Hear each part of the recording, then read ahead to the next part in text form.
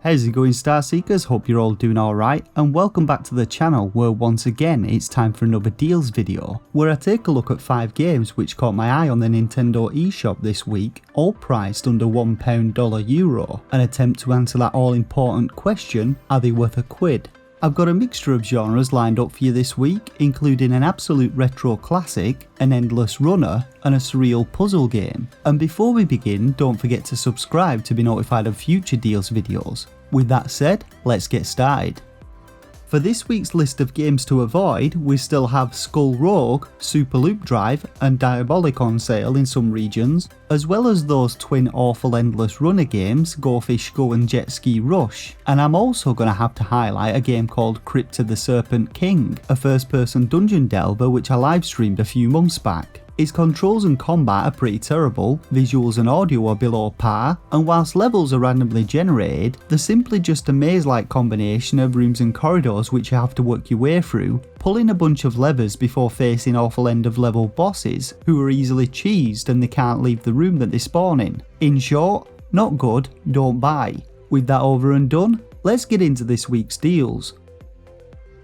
So our first title is a shoot 'em up by the name of Mace, Space Shooter, Mace being the military alliance of Common Earth, though this is never explained in game and only appears within the Steam description of the game. Ported from mobile, Mace sees you piloting a ship through 3 different worlds, each containing 6 levels and features classic shoot 'em up gameplay, with waves of enemies flying across the screen which you need to destroy. Now my first impressions of the game were positive. Mace has some nice visuals and its audio wasn't bad, and I like the classic gameplay.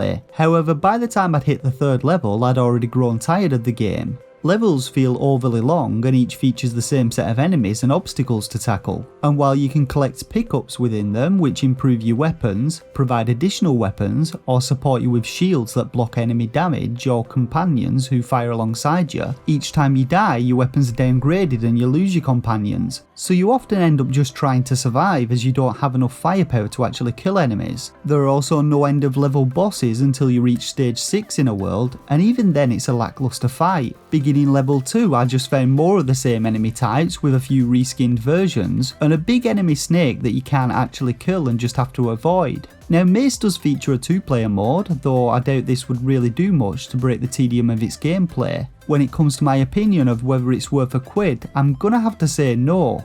I think there are much better shmups out there to spend your money on. The sale date on Mace Space Shooter ends on the 12th of October in all regions. Our second game is an absolute gem from the early 90s. Developed by the same team who created Another World, or Out of This World as it's known in America, Flashback is a cinematic action platformer where you play as Conrad, a guy who's lost his memory. After crash landing his hoverbike in some dense jungle, he finds a holocube containing a message to himself telling him to meet a friend in New Washington. Now gameplay sees you making your way through screens featuring different environmental hazards and enemies who Conrad can kill with his trusty pistol.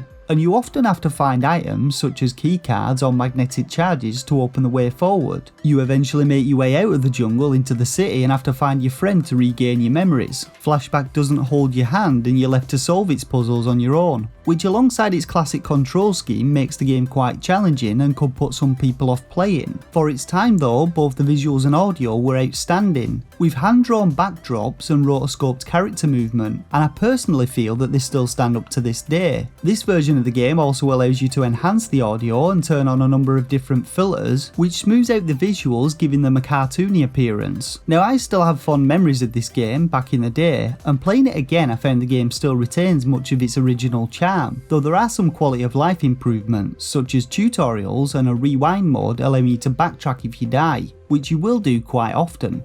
If you're looking for a real dose of nostalgia or want to experience a true 90s classic, I highly recommend picking up Flashback as it's well worth a quid. But you better grab the game quickly as the sale date ends on it in a couple of days on the 7th of October in all regions. Our third game is called Top Run, and as you might have guessed it's an endless runner game which I'm usually not fond of, but the visuals of this game caught my eye so I decided to give it a go. Set to some awesome 80s synthwave music, Top Run sees you playing as a guy called Kevin who, after sticking a floppy disk into his computer, somehow finds himself with superpowers and, accompanied by his pet dog Bud, has to save the city. Gameplay sees you running from left to right along either the upper, middle or lower tracks of a neon-infused city. You can switch tracks by jumping up or down them and get to double jump to make things easier. In each run, the aim is to earn as many points as possible whilst earning pixels, which can be used to unlock new skins and upgrade your abilities. As you run, you'll encounter a host of different enemies who will end your run if you collide with them. However, we have a number of different ways to dispatch enemies. Firstly, we can fire floppy disks at them, though we get a limited ammo supply indicated by the icons at the top of the screen, which recharges over time. Next, we can find various pickups such as the freezer, which freezes enemies solid, allowing us to smash right through them, and the buddy shield, which protects us from any attacks and also kills enemies if they touch it. Levels also feature capsules containing our friends who will join us if we free them, and each of them provides a single use special ability which can also be used to destroy enemies. Now, occasionally in levels we also have a chance to randomly trigger a special event like Buddy Time, which allows us to snag a bunch of pixels, or the floor is lava, where the floor is lava and we really don't want to touch it. As we play, we're also able to complete a bunch of different objectives which gains us XP, eventually leveling us up. And this unlocks new decorations for our flat, additional game modes like Hardcore, which features more enemies but doubles the pixels we earn, and new worlds like this surreal computer desktop themed world. So I actually had quite a fun time playing Top Run. It's definitely one of the better endless runners that I've played, and I reckon that it's worth a quid if you're looking for a quick time filler game or enjoy endless runners. The sale date on Top Run ends on the 21st of October in the US and the 31st of October in the UK and EU. Our penultimate title this week is Ghoul Boy, a retro-inspired action platformer game where you play as Ghoul Boy, son of a legendary warrior who has been locked up, and it's up to you to rescue him. Gameplay feels like a bit of a combination between Ghouls and Ghosts and Castlevania, and sees you working your way through each level defeating monsters as you go. You begin with a simple sword which is pretty pathetic, but eventually gain a bigger sword which swings in an arc, making things much easier. You also have access to a couple of sub-weapons which you can switch between by hitting L, and these include daggers which can be used to kill enemies from a distance, and spears which, in addition to damaging enemies, can also be used to create platforms for Ghoulboy to stand on and activate switches with. In general, levels are relatively simple and contain many familiar features such as moving platforms, spiked pits, and a bunch of hidden chests containing sub-weapon pickups and currency, which can be spent at the shop on additional sub-weapon charges, or hearts which can recover some of our health.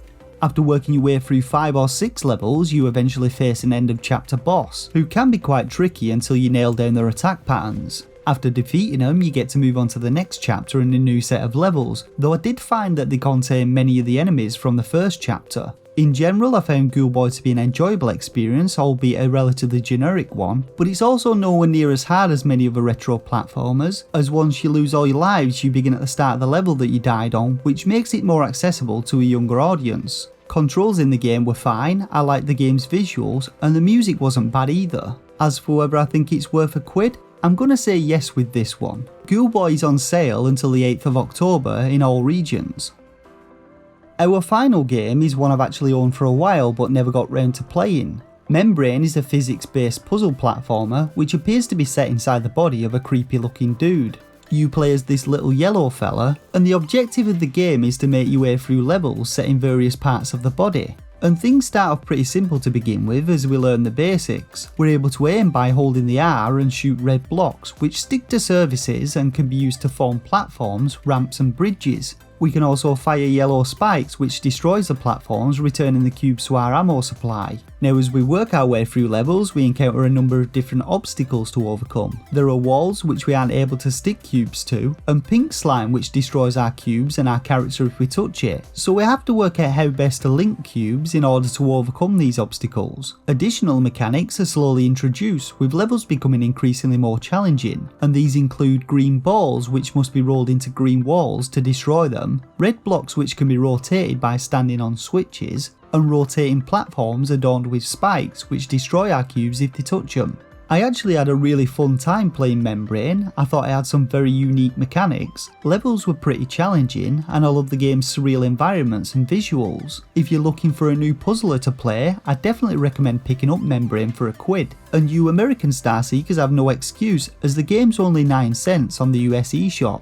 Membrane's sale day ends on the 23rd of October in the US and the 22nd of October in the UK and EU. So that just about wraps up this week's list of deals, so hopefully you found something in it which tickles your fancy. Remember to hit that like button if it helped you out, and don't forget to subscribe for future deal videos and Nintendo Switch game reviews. I also suggest jumping onto the Starseekers Discord to join the growing and welcoming community there. For now though, I just want to thank you all once again for watching, and until next time, stay safe and game on.